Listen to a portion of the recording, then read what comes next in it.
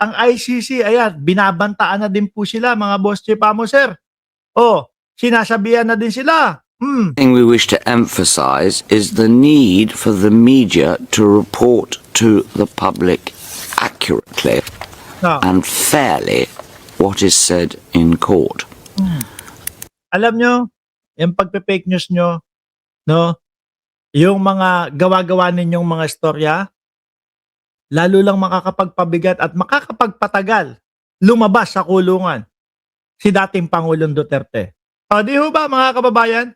Or baka mamaya, eto, iniisip ko, dahil nga, di umano, yung magkakapatid daw, o si BP Sara, gusto daw umabot sa 2028 ang dating Pangulo nang nakaoblo upang sa ganon magamit kapag pagdating ng eleksyon, yung sitwasyon at kalagayan ng dating Pangulo, ay sasabihin lang niya, no,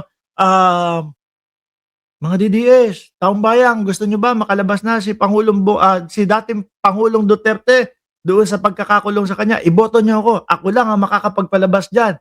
Yung mga ganon. Di ba, mga bossing? No, kaya daw, ang sabi pa, yung kay Koopman, kaya nag-give up na kasi gusto na daw ni Koopman na ilaban na ng totohanan. Idepensa na ng talagang issue. Kasi kung matatandaan nyo po, nung panahon ni Koopman, mga bossing, puro parang parang yung mga interim release tayo o yung mga ganito, hindi talaga sumasagot doon sa rektahang issue doon sa mga crimes against humanity, etc., etc. Diba? Upang tumagal daw. At sabi nung kaibigan natin, no, sa kanyang vlog na si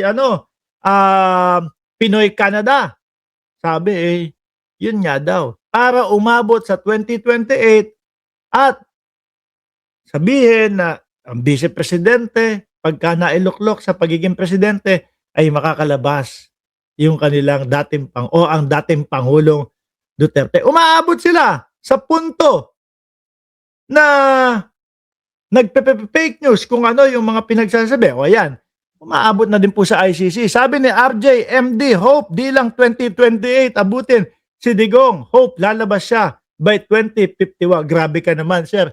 2051. Ngayon, 81 anyos na ang dating Pangulong Duterte.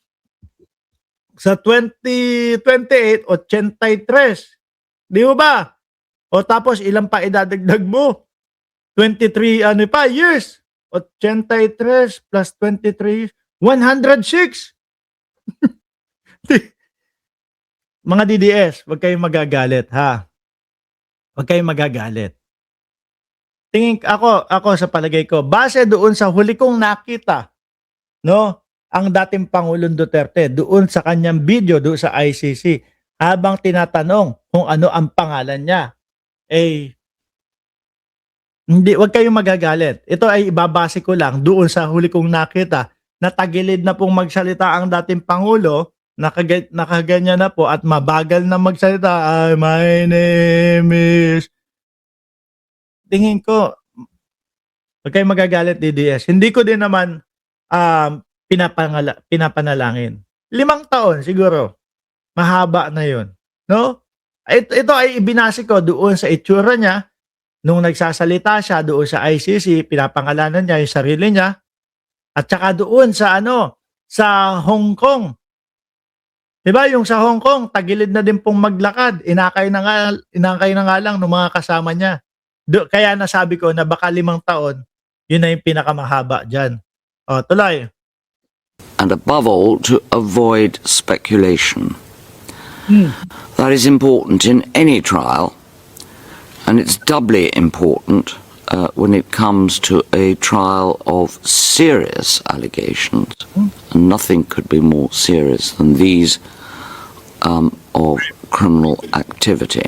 Crimes against humanity. Sabi ni Annalyn Ando, di ba nga, sabi ni BP, masamang damo matagal mamatay, kaya matatagalan pa talaga si Digong sa dahig. Sabi ni Sir Russell Pelobello, Boss Mark, walay ng pag-asang makauwi ang kanilang tatay kung hindi abo at karton. Eto, real talk. Ano ang sabi? Gaano kahaba daw po aabutin itong trial ni dating Pangulong Duterte? 10 taon daw po. Pinakamabilis, 8 taon. No? pero aabot ng 10 taon, mga Boss Chief Amos. Biruin nyo na lang ho, 81 na. O sige, sabihin na nating 8 taon na lang. 89 na. Kaya nga sabi ko lagi kung ang diskarte nila dito, sumasagot nila na sila agad-agad at at hindi yung kasi parang baliktad do no? Kung ikaw alam mo sa sarili mo wala kang kasalanan, hindi pag-delay doon sa mga hearing yung ipupush mo.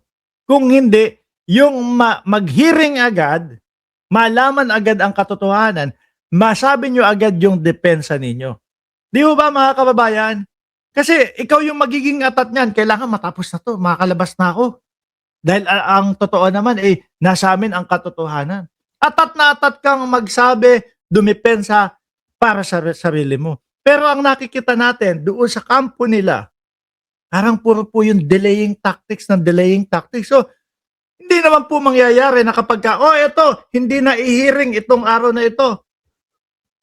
O wala na yan, skip na yan. Hindi naman po pwedeng ganun. Dahil iuusog lang naman po yun. So, ang nangyayari po, lalong tumatagal ang dating Pangulong Duterte doon sa loob ng Oblo. Di ba, Lito Braga? Ngayon, yung 10 taon o 8 taon, uusog na naman po. 10 taon, magiging 12 taon. Kauusog po, mga kababayan. Gaganti si Inday pag nanalong presidente yan. Kaya no to Duterte sa 2028. Kami naman po, yan, yung mga napapanood nating mga vlogger na mga nagiging kaibigan natin, alam na din naman po namin yun. Ano po? Ako nga, naghukay na ho ako dito sa ilalim ng bahay namin. kapag ka 2028 na, bakit ko hindi gagawin yon? Kada pupasok yung mga DDS dito, oy Mark, saan ka magtatago sa 2028? Oy Mark, malapit na kayong matapos. Naghukay na ho ako dito sa ilalim ng bahay namin. Ginawa ko na pong taguan, mga kababayan. Di ba, para nagtatago ka man, nasa bahay ka pa din. Tuloy.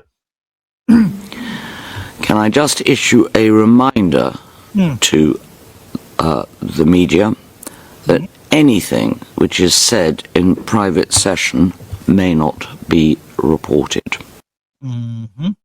Yan ha. Sabi ni Chay Chay, grabe ka, Nino. Hindi.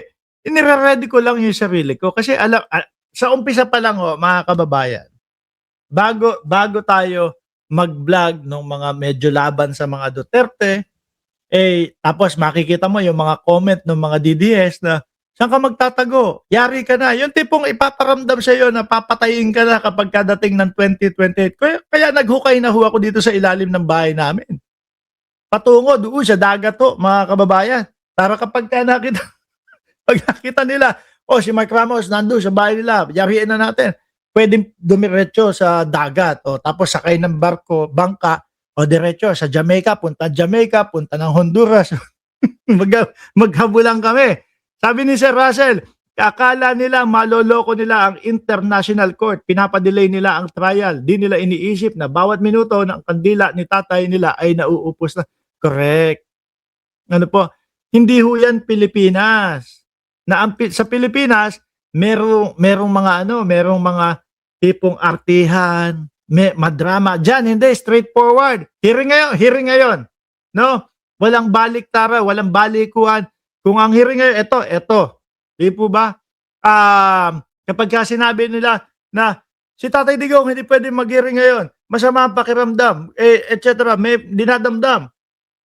Papadalan yan nung mga eksperto sa kalusugan. Aalamin nila kung totoo ba yung sinasabi ng kampo na dating Pangulong Duterte. Ganyan lang Sa Pilipinas, pwedeng mga lumusot. Diyan sa ICC, imposible hong lumusot, mga kababayan.